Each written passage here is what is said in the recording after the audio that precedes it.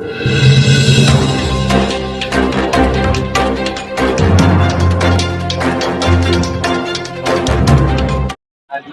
जो यहाँ पर ये कार्यक्रम हो रहा है, किस तरह का कार्यक्रम है, किस उपलक्ष्य में चल रहा है? दरअसल दीनदयाल उपाध्याय गोरखपुर विश्वविद्यालय का 43वां जो है दीक्षांत समारोह है।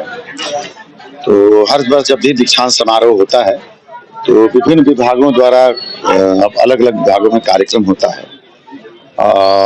केंद्रीय कार्यक्रम सांस्कृतिक संध्या और काव्य सम्मेलन से कवि सम्मेलन और मुशायरे शुरू होता है। तो आज जो है वो कवि सम्मेलन और मुशायरे का आगाज हुआ है।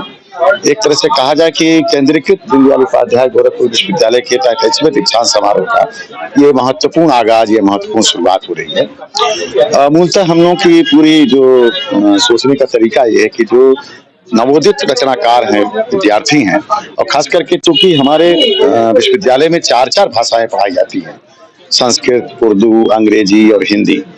तो उन चारों भाषाओं में जो कवि रचनारत हैं, नए नवोदित कलाकार हैं, कवि हैं, उनको मंच पर लाना हमारा पहला ध्येय है।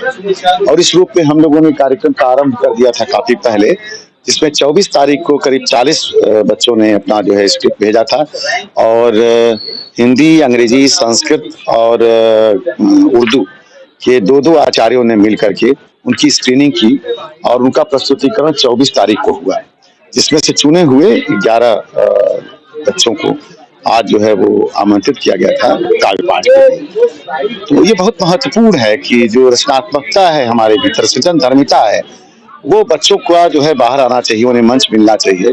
और ये कार्यक्रम इस रूप में पहले तो आप देखे होंगे, इस कार्यक्रम का जो पूर्वार्ध है वो पूर्वार्ध बच्चों को समर्पित था, लेकिन उन बच्चों को दिशा भी मिले, इसलिए शहर और आसपास के जो बड़े कवि हैं उनको हम लोगों ने आमंत्रित किया था। जैसे सरबत जमाल हैं, जैसे देवेंद्र आर्य सर हैं, जैसे जेपी नायक हैं जो महत्वपूर्ण गीतकार हैं। इस वर्ष हिंदी विभाग भोजपुरी अध्ययन केंद्र का भी आरंभ कर रहा है, इसलिए हमने भोजपुरी का भी प्रतिनिधित्व किया और सुभाष यादव जी को आमंत्रित किया कि एक स्वर भोजपुरी का भी हो।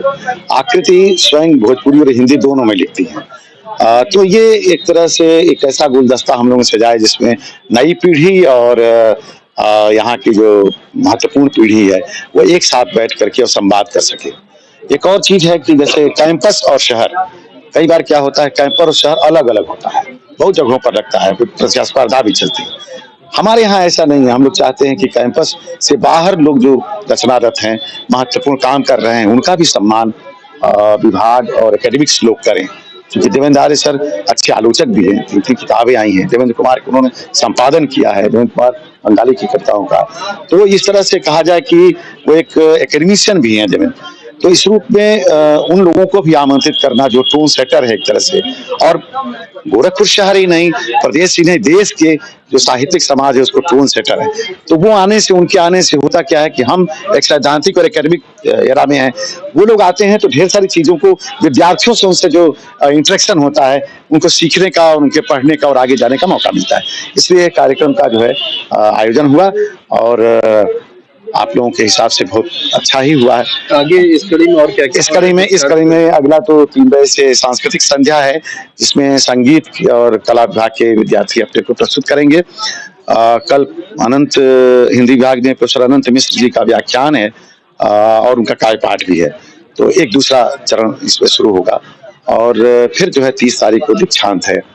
तो दीक्षांत में मैडम राज्यपाल महोदय आ रही हैं और हमारे शिक्षा मंत्री उत्तर प्रदेश शासन आ रहे हैं, तो लोग दीक्षांत भाषण में शामिल होंगे और दीक्षांत प्रोफेसर राजेश मल, हिंदी विभाग में हूँ। आप कन्वीनर है पत्रकारिता नहीं, इस पूरे आयोजन कन्वीनर तो नैनीता सिंह जी हैं। मैं सिर्फ काव्य गोष्ठी और काव्य सम्मेलन का ऑर्गेनाइजर हूँ और आपका एक विभाग है हमारे यहाँ चलता है फुल फ्लेश, उसका मैं संयोजक जरूर हूँ, पत्रकारिता विभाग का। थैंक यू, बहुत बहुत शुक्रिया।